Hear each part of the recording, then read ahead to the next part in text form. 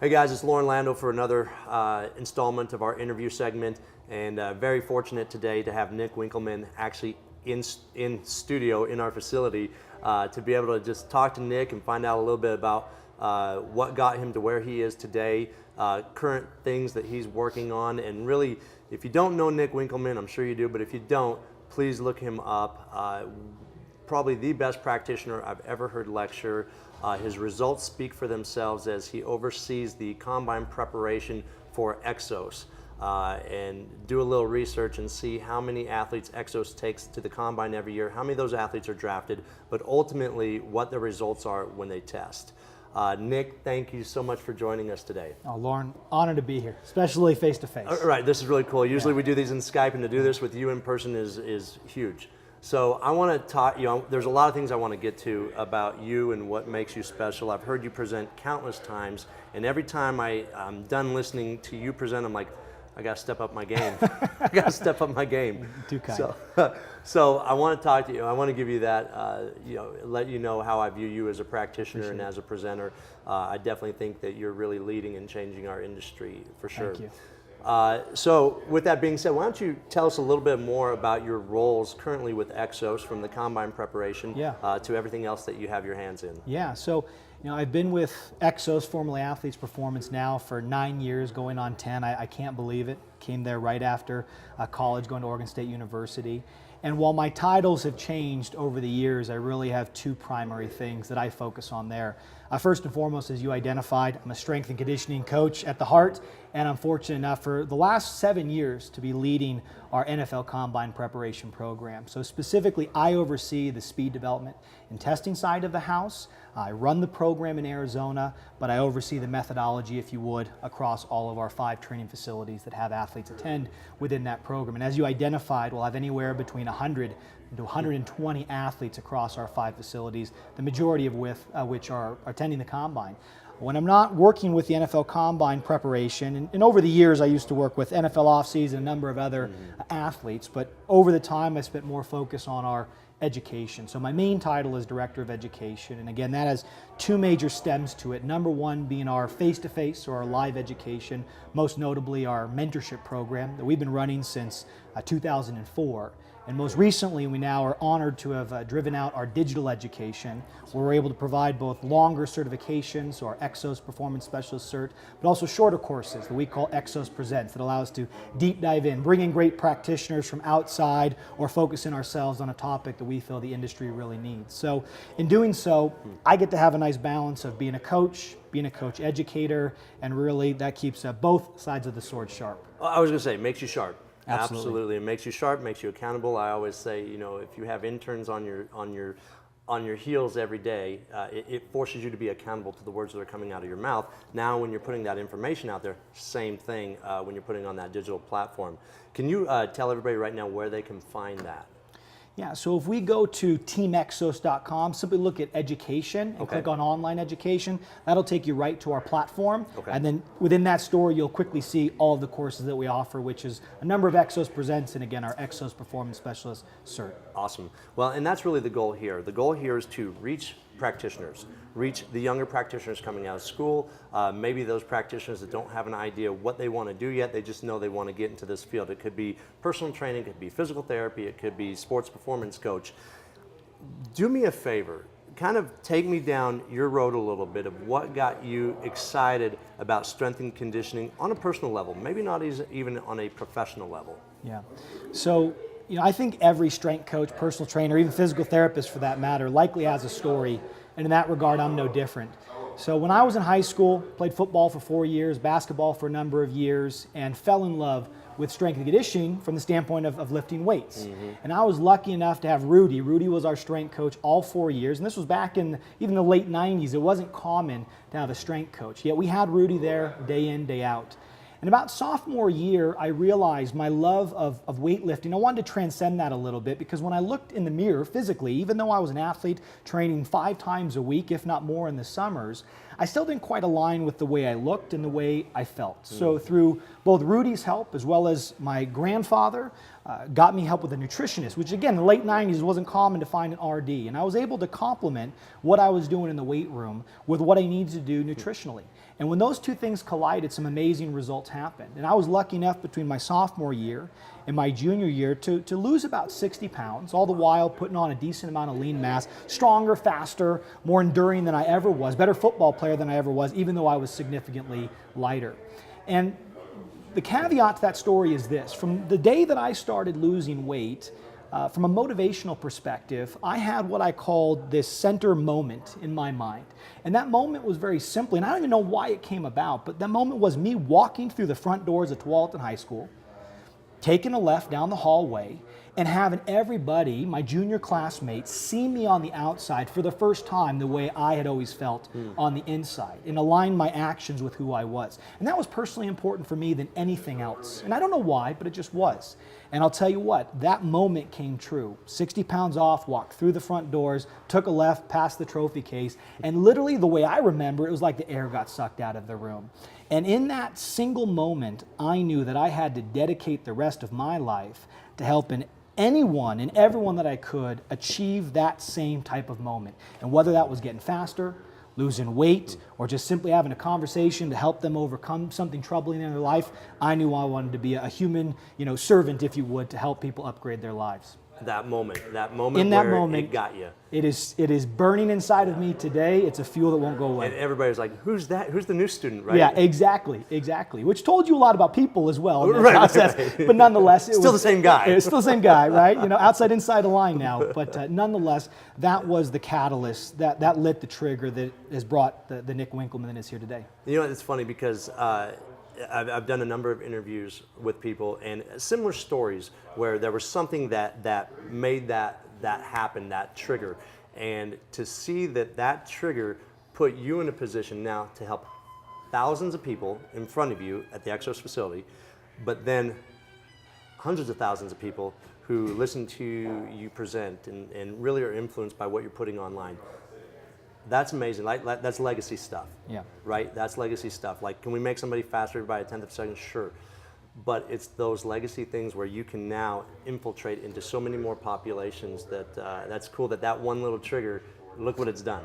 Yeah, and I think for everyone listening, having that story, you'll find it somewhere in your life is powerful, and share that story with others. Because just like we're doing now, that can then, for some people, be the trigger that launches them into their career. You never know who you're affecting. Absolutely. And how or why.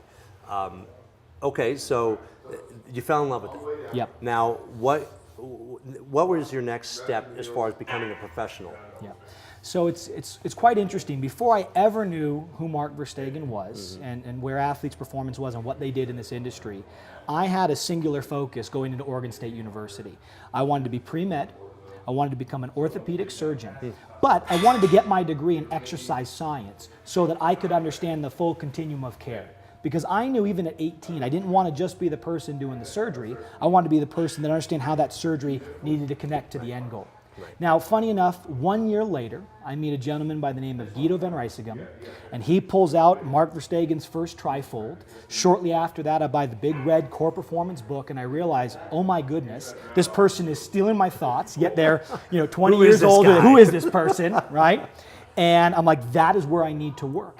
And lucky enough, after meeting Guido van Rijsegem and basically having a degree within a degree and working under him through personal training, through what we called Safe Return, working with post-rehab, him getting me into Major League Baseball, doing summer internships, being able to work with the Oregon State baseball team in 2006 that won the national championship. He shepherded all of those experiences while I was getting a degree. And on top of all of that, he pushed me to do a senior project that I did not have to do to evaluate what is now known as the bilateral deficit. So very quickly, I started having these parallel path interests of both strength conditioning, human performance from a coaching perspective, but also a deep-seated passion for coach education, and a lot of that from him. So I basically spent 3 of those 4 years preparing for my internship in 2006 at Athletes Performance. I was scared as could be to do it. I'll never forget, I went there about 6 months before. Mark wasn't there. I dropped off, if you would, kind of a pamphlet with my resume and a number of other accomplishments from the last 3 years. I'll never forget the day. I went home, got on my old Mac computer. I see an email from Mark Verstegen. He says, give my best to Guido because they're friends. He said, we would be honored to have you as an intern. Wow. And that's how they did it back then in terms of the intern acceptance. Wow. Came from him. And I teared up. I felt like everything I've been working for is now coming true. And 2006, I interned. I was supposed to get my master's at the time under Dr. Brent Alvar at ASU. I forwent that because I was hired about a month before the internship was over. And I'll never forget it. They pull me in the boardroom. Sitting there are some of the best coaches I know, Darrell Leto, Luke Richardson, who now takes care of the Denver Broncos, Mark Verstegen, Jeff Sassone, our president, a number of other individuals. Mark stands up on the other side of the table, says, Nick, stay humble, stay hungry, welcome to the team. I literally teared up, grown man crying, no problem at all. My dream had come true in that moment. And from 2006 to today, I've been working as hard as I can to prove to Mark and the team that they've made the right decision. Well, okay, man, that's awesome. Look at the table you're sitting at, right? Darrell, Luke, Mark, Jeff. The table doesn't get any better than that. It's hard to beat it. Hard to beat that table. And I always tell my athletes when they go to their team or whatnot, it's one thing to be invited to sit at the table. It's harder to stay at the table. And to see that you've stayed at the table, but now you're in a position where you're the director of education. I mean, that's obviously, it shows what the Exos vision, how you align with it, how you've impressed Mark throughout the process and all your hard work and dedication, hungry and humble. To his words, it sounds like you've done it. Tried to, yes. So walking in to work for Mark, you have his book, everything like that. There had to be a huge element of anytime you were coaching, anytime you were doing anything like, oh my gosh, am I screwing up? Oh my gosh, does he watch me? How was that? A little unnerving? I've never shared this story before, but I'll share it because I think this story is going to be incredibly helpful for all of those looking to get into this field. Especially when we look at late 90s, definitely early 90s, 80s to early 2000s. When it comes to strength and conditioning, there's a bit of a culture about it. And within that culture, there's a process of earning your stripes, right? Putting in the hard work for inevitably your voice to be heard and be leading those athletes or those clients that you're working with. So when I came in to Athletes Performance, as you might imagine, 3 years gunning for this, I was excited. I was on the top of the mountain, if you would. But what I didn't do is curb my enthusiasm. And therefore, oftentimes, I would jump in to want to give an answer. I would jump in to want to help an athlete. I would want to advise maybe one of my strength coaches who I was interning under on the most recent research. If not, even burn their ear up, asking them about the most recent research. All from the goodness of my heart. Absolutely. Eagerness was pouring through. But one of the strength coaches sat me down and he said, listen, Nick, are you doing all of your work duties, right, on top of your coach? And I said, yes. He's like, then you're not doing enough. He's like, I want to see your work ethic exceed your ability. Now, we all know that you have ability, Nick, and you're letting everyone know about that, but let them find that, right? Keep your eyes open, your ears open, and your mouth shut. Be 3 steps ahead of the coach you're working with that day. And every free moment that you have, seek to find a way to make this facility better than when it was when you walked in. And while it was incredibly difficult to hear those words, knowing that all of my intentions, which aren't always the case, were well placed, I took it as, wow, this person believed in me enough to share what could have been a pretty touchy subject, but do it in a transparent way that was only as harsh as it needed to be, only as harsh as the reality it was. And I flipped it in 2 months. And by the end of that, I had every coach come up to me and say, the transition you were able to make speaks volumes about you, even more so than if you had come in that way, to listen and to upgrade. And the one thing I would say for any young strength coach, personal trainer, get into this field, eyes open, ears open, work ethic exceeds ability, humility is number 1, and inevitably, if you are great and hungry at what you do, people will see it, and let them pull it out of you. That, awesome story. And thank you for sharing that here, because as you were telling that story, I mean, it just went through my head how many different interns, how many different young employees I've had who've come in, in most cases, same situation, ambitious, great rationale and desire to help, but they didn't understand when. And exactly. That story is huge, because I never want to squash someone's ambition to share something or to give this, but also understand when. And I think a lot of times in this industry, how do we gain our credibility, particularly when we're young and we have no credibility, Yep. is let me tell you what I know. And which all sounds good, but it goes back to the relationship we have to have with our athletes, that we've all heard the adages forever. Your athletes won't care what you know until they know you care. And I think that's a perfect point. But I think even better is how you just showed you were coachable in that moment. You took the criticism constructively, and you turned around who you were. Well, and I think if we take an athlete mindset, just look at that for a second. From an athlete going from zero to maybe a professional one day, their life is ridden with nothing but people telling them what they're doing wrong and how to get better at it. And all they do is openly accept that all the way because they know that that coach is guiding them to a higher state. Absolutely. Now imagine if we brought that same athlete mindset, not just to our industry, but frankly any industry, but had that same, as Carol Dweck would talk about, that growth mindset, whereby we look at struggle, we look at criticism, and we grade that with higher value than we do praise. Knowing that this will bring us one rung higher, this simply confirms that we're doing okay at where we are at right now. And that's been the mindset that I've had my whole life. And one of another great mentors of mine, Chris Dunaway, when we were at the Pittsburgh Pirates, he told me this, and I've never forgot it. He's like, remember, no matter what, good or bad, we can learn something from everybody, whether they're older than us, younger than us. And I think that's an incredibly important value, even if it's what not to do. That's important information to extract. That's huge.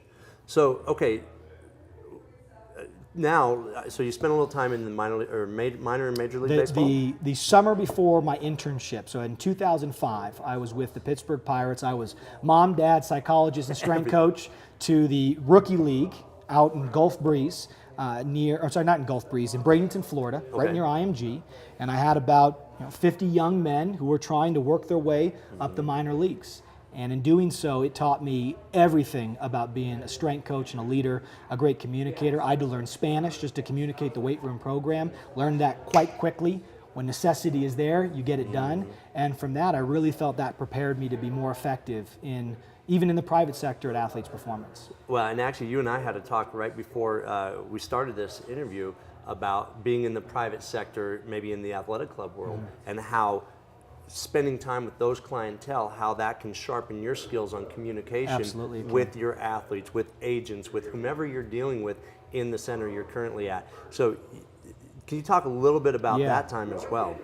So when I was a sophomore at Oregon State University, we were lucky enough to have a quarter-long internal accreditation, if you would, to work at Dixon Recreation Center. And even to this day, they have about 20, 30 personal trainers, multiple levels. They have a kind of post-rehab program that is led by Guido. So they have a great program there. So on top of exercise sports science, I was lucky enough to go through what was a rigorous process. Only 2 of us were hired out of 20. So right then and there, I was earning stripes.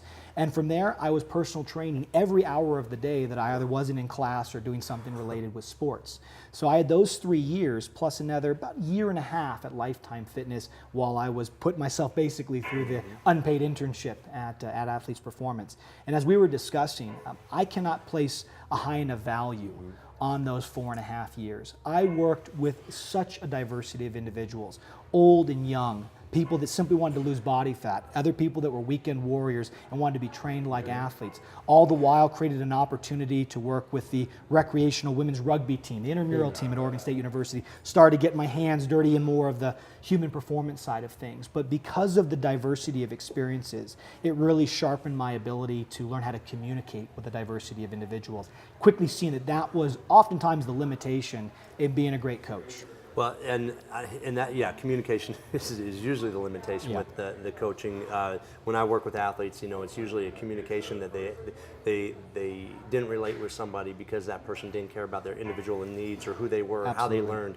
I think it's really cool that you had the opportunity to cut your teeth on people while you were finishing up school, because how many kids come out of school and they've got great book smarts, but they come out and they have zero practical ability.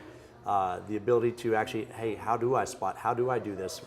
How do I create a program? And then let alone the communication and actually the socialization aspect that is huge. I mean, we have to discuss some realities here, right? I mean, I was actually just talking to one of your interns who went to my alma mater.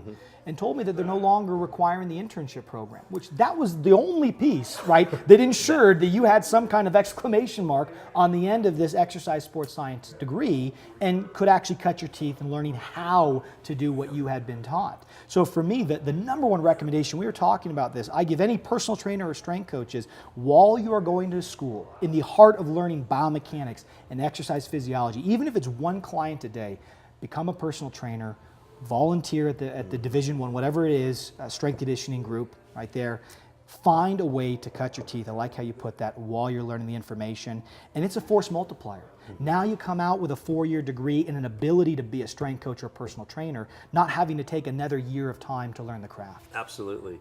Hand in glove, for sure. Absolutely, yeah. And you know, it's funny because when he was interviewing for his internship, that was one of the first questions. Well, how many hours do you have to require? And he said, "Oh, we don't have. You're doing this out of pure volunteer, and you're going to move down to Colorado?" I said, "Absolutely." So we set that up, and you know, because of that, I think a lot of young kids don't understand. Here's a kid who didn't need his 400 hours. Yeah. He's done. But here he is looking for another opportunity to learn and volunteering his time and sacrificing the start of his career to become better at his career. That speaks volumes about his character. And I was in the same position. I'd already done multiple internships. Exos was all about putting that exclamation mark at the end of my career, right, to get into my career. Yeah. Okay, so let's fast forward now. Yep. Okay, I know you probably get sick of talking about it, but here goes. Tell me a little bit about the combine prep process. I have my mom and pop way that I do things, but I know that you have a lot more athletes in your stable that you're working with. Talk to me a little bit about when you start to get athletes coming in. You probably get some probably late November, early December, and then you get the post bowl game guys. Walk me down just a little bit about the introduction side to Exos with those athletes, and then ultimately how you lead them to the results that you guys do. Yeah. So the majority of our athletes will show up, the first working day of the year. So 2016, it'll be Monday, January 4th. In doing so, they're going to be rolling in for about the first 2 weeks. In certain facilities, it's going to be highly dependent on when guys get done with their bowl games, since a lot of the athletes we have are playing for teams that are in bowl games. So we can have a guy who's showing up already 2 weeks into the process, knowing we only have 6 weeks left to go, and that final week is the combine. I'm sure you've dealt with that same pain point. So we have to be flexible within our training systems, and if you would, integrating someone in through various time points in the process. But let's assume that someone is showing up day one. Basically what that athlete is going to go through is an introductory period whereby they're going to learn about the training system, they're going to learn about expectations, they're going to learn about how to order their food, who their coaches are going to be, all the service pieces to make sure they feel from day one that they're at home. And we would have already worked and aligned with their agents to make sure all the ancillary things, transportation, where they're staying, all that is taken care of. From there, they're going to very quickly meet what I like to call the pit crew. Therefore, they're going to meet their nutritionist, they're going to meet their strength coach, they're going to meet their speed coach, and they're going to meet their physical therapist. And even if they're not injured, they're likely going to be working with a physical therapist throughout those 8 weeks, simply from a preventative process. It's important then for them to understand from our standpoint that we are putting an isolated, focused team around you. And while we will be putting all of our effort into you, we expect you to put all your effort back into what we're asking you to. And we very much so take the approach. We are not your college strength conditioning coach. We are not your college coach. Therefore, you have now gone from a player, you now need to be looking at your personal stance as a business, right? We're going to seek to understand you as a person first, a player second, and as you noted earlier, gain trust and gain buy-in. From there, once we've gone through all the initial evals, and like I'm sure you do, we take them through all the combine metrics as long as they show up early enough. We take them through full orthopedic screening, full nutrition screening, body fat, even a habits analysis. What do they know? What do they not know about nutrition? What do they like? What do they dislike? All the while, that's going to be informing what our physical therapist will do with them from a preventative standpoint, what they're going to be able to order from a culinary perspective, how the shake is prepped, and what flavor that shake is. And all the while, the strength coach and myself in that regard, we're going to get to know the athlete as a person to see, do they like working out in the weight room? Do they like speed work? What are their dislikes? That way we can level set and start to connect the process to who they are as a person and where they're going. Once we have all that evaluative data, assuming they're healthy and cleared, ready to go, then they get to start the training process. And fundamentally over the 8 weeks, I'm sure it's similar here, the anatomy of the week is quite similar. And to keep it brief, basically Monday, Wednesdays and Fridays, that's all of our straight ahead work, and that's our lower body work. Wednesday afternoons, though, there's no lifting. It's just a pool workout to help facilitate recovery. Tuesdays and Thursdays, big upper body workout, and that's our multi-directional work, so 5, 10, 5, and L drill. And then Saturday is our big bench, our big volume day, and then we go through anything from video analysis. I'll do visualization with the guys. I'll utilize it for education purposes. If I see that there's a theme developing in the week prior, that theme is not going to help them in the following week, I might use that time to deconstruct some of the things I'm observing. Motivation through education to upgrade mindset going into the following week. So kind of at a 1,000-foot view, quick and dirty, that's what the process looks like until we leave for Indianapolis the week before the Combine. Well, and that's what I want you to talk about, because I think that's what really you do an exceptional job. I think there's a lot of people doing Combine prep, and I think there's a lot of people say, hey, we're tapered, here you go, have at it, have fun. One thing that Exos does, and a few other outfits do as well, is they have their team there. And they go through the full workouts. They go through, they have treadmills shipped in, everything like that. Can you talk to me about how you maintain readiness, particularly on the speed component, as they're leading into the Combine? Because for those who don't know, the Combine prep, it's 3 days, 3 days mental, 1 day physical. Yes. And so what coaches have to do is you have to keep these guys on high on their physical capabilities. Talk to me a little bit about how you do that. So, first and foremost, when we look at tapering, there's a lot more on endurance tapering than there is on strength, speed, and power tapering. Especially when these individuals have to go to the Combine and do a diversity of events. Some of them are more endurance-based, right, which is their on-field work, versus high speed and power, the 40, versus more upper body specific endurance in the bench press. So we have a lot of qualities that we're trying to juggle. But from our standpoint, if we really look at the top of the taper, it's about a 21-day taper. Now, the majority of that taper for us, 3 weeks out, is going to be happening in the weight room, where volume's going down, intensity from a load perspective and intensity from a speed perspective is going up across all the disciplines. The only thing that's different in that regard is the bench press. Volume has to stay relatively high to keep that metabolic tolerance up so they can bang out in 90 seconds roughly as many repetitions as they can.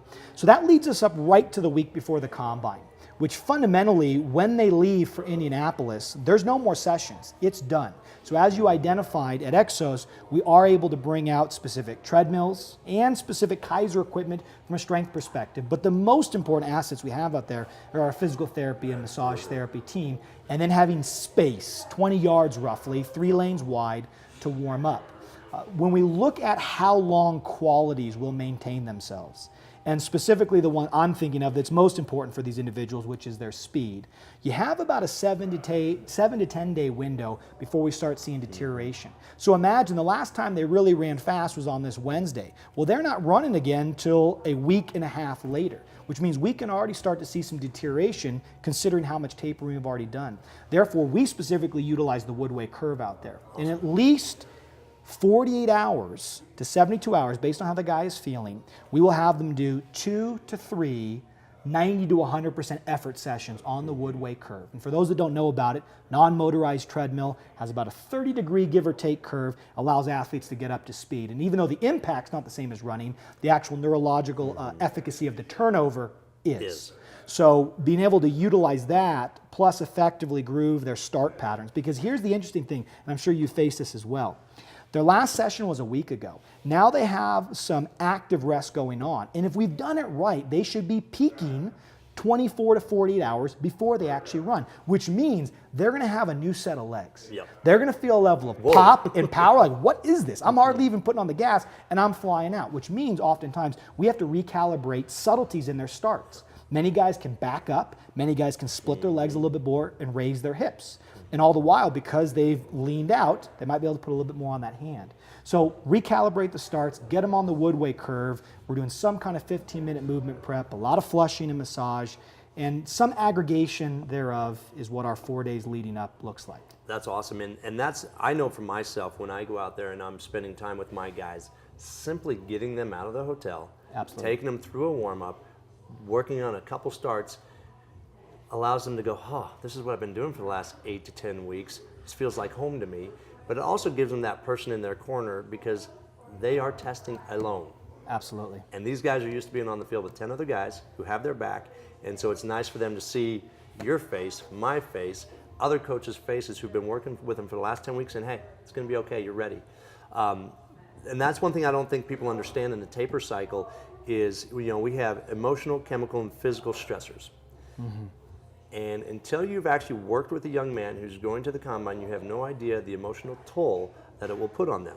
Whether it's the pressure from girlfriends, wives, agents, parents, the laundry list is long. Yep. So the fact that you're able to maybe balance out some of the emotional stress with a little bit of physical release, 100%.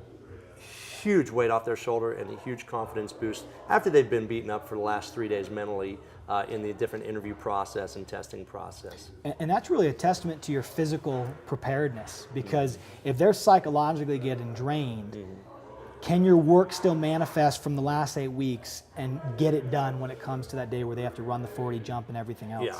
Waking up early, staying up late, can you perform under all that? Absolutely. That shows you how well benchmarked against everyone else that could possibly be drafted in your same draft spot or in your same position. Yeah, how well you were prepared, and also your genetic capability. And I always like the term is, what do you do when the lights are on? Absolutely. And those are the guys that we tend to see who tend to show really well at Indy, and sometimes guys don't tend to do so well. And I don't know about you, but I have felt that in my personal growth as someone that leads this very unique development time for these young men, it's been more my ability to handle the mental side and the coaching side that has led to not only better results, but I feel more sustainable results. Because I'm always going to come out of a combine thinking about the guy that did the worst. Yep. Even if I have 29 guys that absolutely exceeded expectations, what can I do when I see that same kind of guy in future years? What did I miss? That's Exactly. always my first one. It's we had these guys do well, and then this guy did not. What did I miss with this guy? What did I not prepare him for? What did I not see in the initial interview process with him that I didn't picture this happening? Because sometimes you have guys, you're like, oh, this guy's going to smash it, and then he doesn't. You're like, what did I miss on the performance anxiety side of things for him? So exactly to your point. And I don't know what you found, but I have found that there are two categories of guys on the physical side and kind of two categories of guys, give or take, on the mental side. And if you can identify where they fit within this process, you're going to be better at predicting. At least using this kind of as a litmus test, it's helped me lose less guys in terms of the performance. And one of them is, are they one of those individuals that need strength to be fast, right? Therefore, we're going to see with an increase in strength and power, we're going to see a relatively parallel improvement in speed and power, whereby this strength and power is informing their speed. But we have other guys, especially that come more from a background in track and field, and they're in the skill-focused positions where they are fast and weak, right? Whereby their ability to handle volume, to get those increases in strength and power, isn't nearly as refined as that other category of individual. And therefore with them, I have to be much more focused on recovery frequently early on so that they can be maintaining a higher level of their speed. Also, these individuals, for me, seem to be more sensitive to their speed. And the second they feel they're starting to get slow, especially if they're a guy that's supposed to be a burner, that then starts ticking into the psychological piece, whereby you have the individuals that are the talkers or the walkers. Now, I'm okay if a walker is also a talker, but if I have a talker that doesn't know how to get it done, doesn't know how to pull in the full effort, we got to find out why that is. And oftentimes they're hiding behind a fear that if they give 100%, it's not going to be good enough. It's not going to be good enough, Exactly. and then what's everybody going to say? Exactly. That's the hardest case. Yep. Running my mock combine is always a good identifier for me of who my guy is.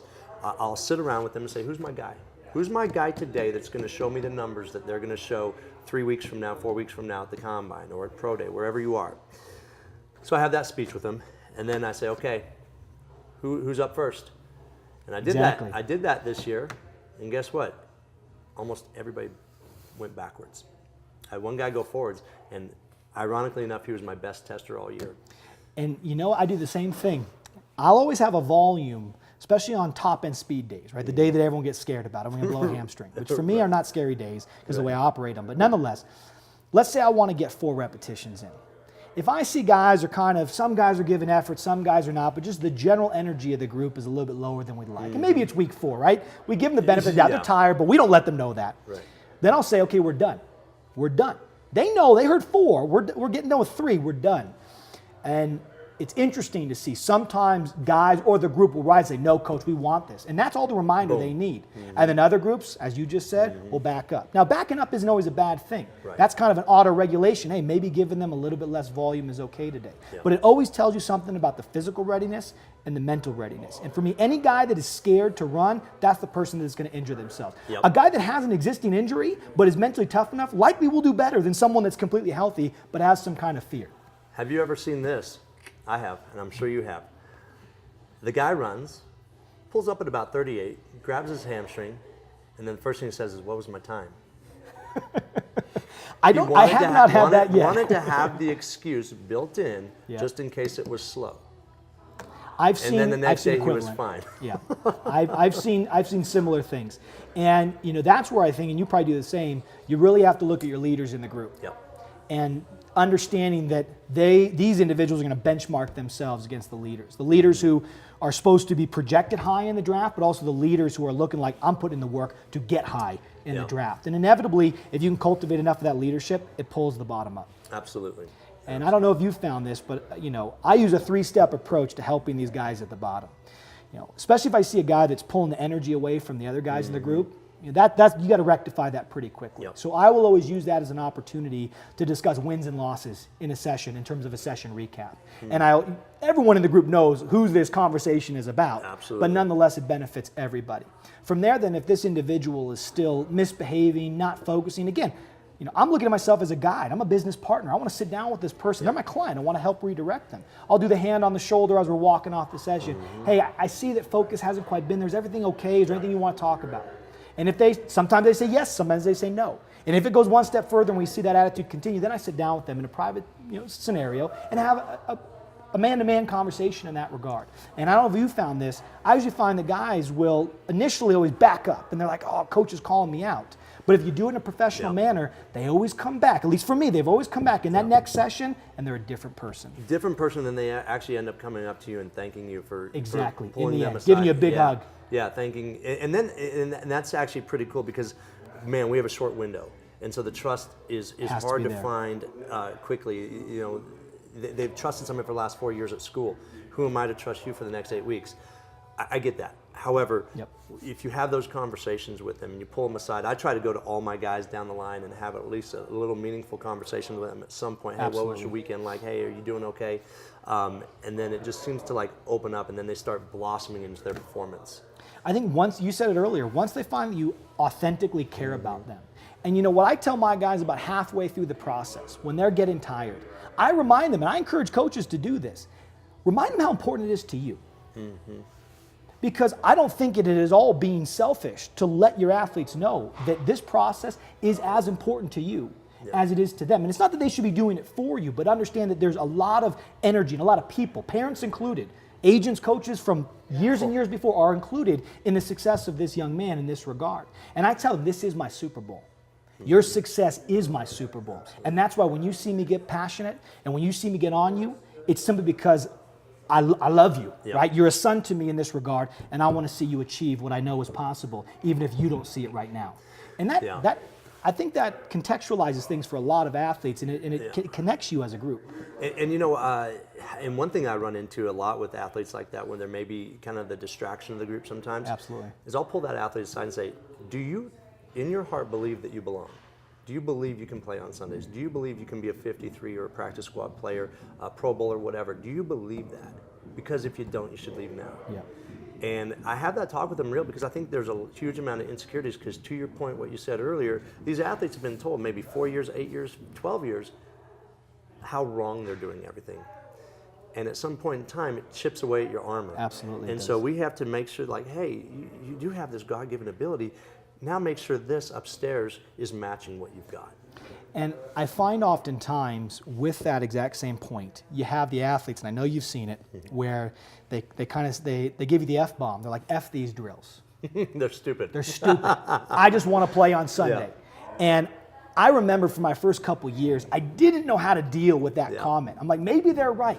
And then it finally dawned on me about 3 years into running this, and I used the following with them, and I think it can be contextualized to other scenarios in sport. And I say, at the end of the day, here's what you have to understand. You are not going to play another snap of football until you get through this NFL Combine Pro Day process. Not one guy is getting to the NFL without walking, toeing the line in that regard. Yep. And therefore, you have 32 teams who've invited you, 330 total individuals, give or take, at the Combine have invited you, and they have some test questions. They have some interview questions for you. Who are you then to disrespect that opportunity and that request and not put everything you can into answering those test questions, those interview questions, to the best of your ability? And at the end of the day, you have to ask yourself this question: do you want your college career to end with a question mark, a period, or an exclamation mark? Because that's what those coaches are going to think about when they go on draft day wanting to offer you a $30 million paycheck. And I will say that's going to catch about 99% of guys. And the individual that was saying F the 40 now all of a sudden just became in love with it because he recontextualized it as this represents my work to date and my future opportunity. It's a bridge. That's a powerful way to put it, because I've seen that too. Guys kick a cone, this is stupid, this is dumb. Yeah, it may be. When will you ever do that? I don't know. But this is how you're being evaluated against the rest of the crew. And I think it speaks to strength coaches or a coach's ability to simply look at the scenario of process and development, dealing with athletes that they know are going to be tired, that they know are going to be working their butts off, are going to have a bad day, and how can you help them reframe?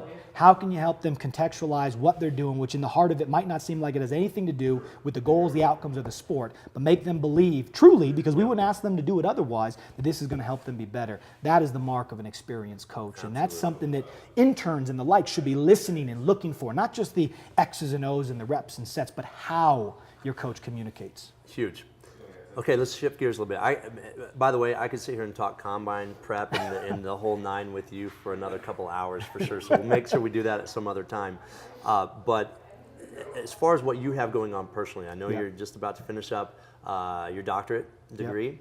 Tell us a little bit about your dissertation and really your influence in cueing and how we communicate, to your point, how we communicate to our athletes or to whomever. Well, the story actually, again, goes back to college. When I was, like many individuals, watching my mentors coach, one of which actually primarily worked with bodybuilders, what I became enamored with was, in that regard, his ability to communicate, instruct and cue, and provide feedback in a way that got his clients to feel the pump, feel the exercise in a way no other coach could. And for whatever reason, that was just magnified for me as an intern. And I always had it in the back of my mind, I need to write a book one day called The Form Within, because this cueing thing, there's something to it. Because even at that time, I was told coaching is an art, which means whatever you learn from the coach in front of you, who you are apprenticing or you're mentoring under, they're going to give you basically their skill set, and then your job is to take, mimic, and build upon. And I'm like, there's got to be a better way. There's got to be a better way to take a young coach and an experienced coach and provide them with the toolkit with which they can express their art. So about 2 years running into the NFL Combine just started, I saw our results were kind of maintaining at 0.12 to 0.15 seconds for a 4 to 8 week process, which by all regards, talking to track coaches, that's pretty darn good. That's not bad at all. But for me, it's like, well, let's be real. A tenth of a second should just be their physical recovery from a very difficult season, which for me, I want to see 2/10. I'm selfish. I'm a strength coach. I want to see that improvement. So I opened up the dustiest book I had from school on motor learning. I'm like, well, this book is about how people learn. So let me make sure that I'm teaching in a way that is most efficacious to optimize results. And once I got into that motor learning text, I saw it in a completely different light than I did in college. And I started seeing things about instruction and cues and feedback and practice design. Just simply discussing, should you go part, whole, part? Should you go whole, part, whole? How should you actually construct a session? How do you effectively select drills? And inevitably, I started nailing down each of those scientific areas to find, if you would, the toolkit. Okay. And the one that got me the most excited, because it involved every aspect of the training session, was cueing and instruction, generally speaking. And pretty quickly I saw that there was data going all the way back from 1998, informed from statements in the 1870s, that attention and what we focus on when we're learning a skill has a whole heck of a lot to do with how effectively we are at learning the skill, how sticky that learning is, and helps fundamentally it transfer to other skills, i.e. learning a plyometric might transfer to sprinting if we can coach it in a more effective manner.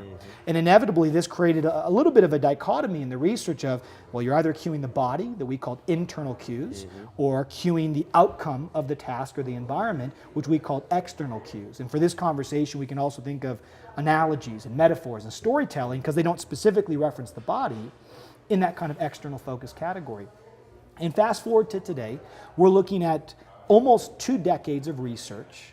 As it currently stands right now, around 120 papers across gender, age, novice, expert, simple skill like balance, to sprinting, jumping, and change of direction, those with and without any kind of physical or mental disability. 97%, I'm spitballing here, of those studies have shown that an external focus is not only going to be better than an internal focus from a performance perspective, but also is going to help them retain and transfer those skills they're learning just simply by the words we say when we are teaching them. And they've even taken this so far as training people with internal cues, external cues, or just simply perform to the best of your ability over 9-week cycles, showing that indeed external cues over 9 weeks of learning plyometrics, everything's controlled, only difference is the cues, external cues trumps internal cues. And when you're dealing with 1% of 1% changes with some of the elite athletes we work with, those kind of strategies, those toolkits matter a whole heck of a lot. And I'll say something quite simple. While the data is quantitative, it's still an anecdotal observation. The second I started applying these principles to how I cued, how and when I provided feedback, how I designed my practice sessions, more things than we're even discussing now, our average improvements went from mid 0.15 about 0.2 to 0.22 as an average. And I saw that bump come up, and the only thing I was doing differently with my groups was how I was communicating, which compelled me to do the crazy thing of getting a doctorate degree while I was working. But you know, I'm a few months away from closing that chapter. Wow, what a huge accomplishment. And I'll be honest with you, you and I were presenting at a conference together in Cleveland. And you were presenting, and you were talking.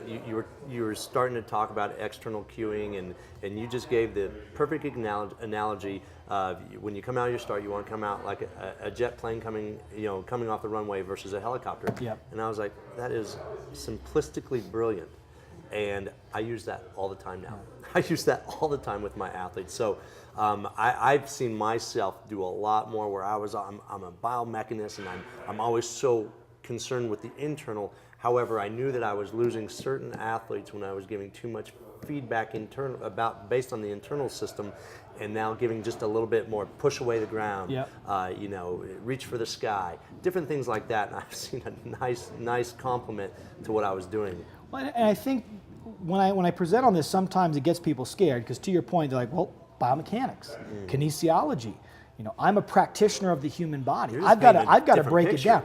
Exactly. And one of the best quotes, and I'm sure I'm not going to say it perfectly, is, storytelling helps define what something is, or rather, analogies help to teach a concept without having the error of trying to define its complexities. Whereby through an analogy or story or a metaphor, we can bring forth a principle, a concept, like coming out at an angle or jumping as high as you can, which in and of itself has all this complexity to get it done. And the athlete understands exactly what you want them to do, right. but you haven't told them what's inside the iPod. You simply told them how to slide it and pick their favorite song. And you as a biomechanist can still enjoy what's inside the iPod, but you're just giving them simple cues. And in doing so, when you give the simple cue or the analogy, you're observing, you're a keen observer to make sure that that cue is actually fixing the errors that you identified. And if it doesn't, you come up with a new cue. Or maybe you inevitably realize that I cannot fix this pattern with words alone. And you get them into physical therapy, you see, there's a mobility issue. Or you get them in the weight room, you see that there's a strength issue.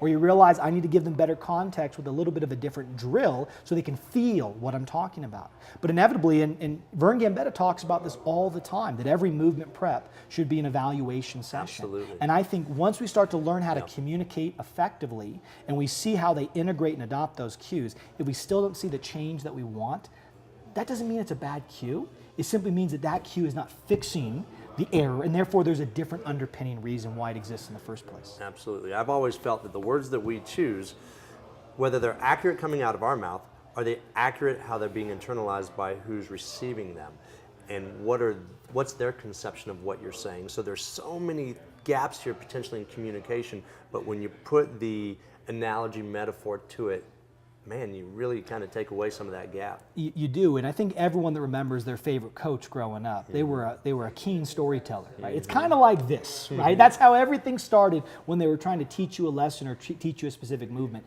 But one bit of advice I think is important for people to understand is when you're identifying those cues, those analogies, those metaphors, fundamentally the reason they're so valuable is they take something that is complex, i.e. the movement we're teaching, and we associate it with something that the athlete can relate to. Now, that is predicated that the analogy and metaphor you give is something that is relatable to that individual. Right. So think about how important culture, think about how important the generation that the individual grew up in. I'll give you a classic example. 2 years ago, week 7, I want to tell the guys that the work's not quite done, but we're almost there. And I say a classic, right, metaphor, analogy, whatever you want to call it, the hay's not quite in the barn, right? An analogy for the work's not quite done. And I kid you not, I had a kid look at me and he said, "Coach, what the heck does that mean?"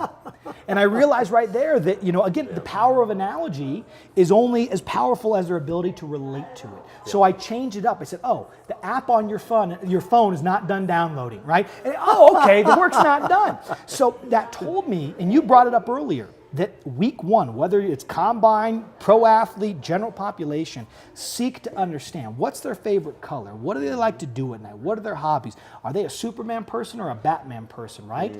Do they like to fly, do they like to drive, what position do they play in their sport, what kind of style, who do they most emulate when they play their game if we're talking about a young athlete. And then what that does is that fuels your cues, your instruction, your metaphors, your analogies, and all the while, because you're including them in your communication style, even though they might not be explicitly aware of it, they are better associated with what you're saying, getting better results, but at a subconscious level, because you are interjecting them into your communication about what is important to them, it drives up self-efficacy, motivation. What we now know is this.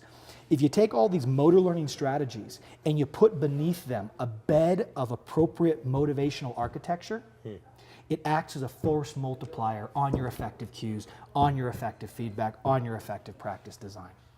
Yeah, talk about efficiency. Yes.